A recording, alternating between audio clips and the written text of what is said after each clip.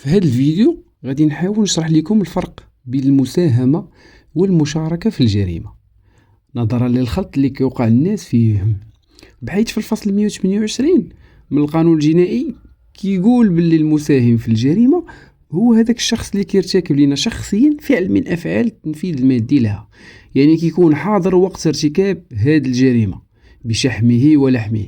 في حين المشارك فهو هذاك الشخص اللي ما كيكونش حاضر كاع وقت ارتكاب الجريمة، ولكن كيقوم إما بالأمر بارتكاب ديالها، أو هو اللي كيعطي دوك الأسلحة باش وقعات ديك الجريمة، أو كيعاون على الأعمال التحضيرية ليها،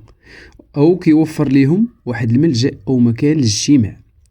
وكمستملحات فالمشاركة في المخالفة لا عقاب عليها، يعني إلا كنتي راكب مع صديقك ولا شي شخص في السيارة ديالو وقلتي ليه غير حرق الضوء وشدوه، راه هو اللي كيخلصها طبقا للقانون.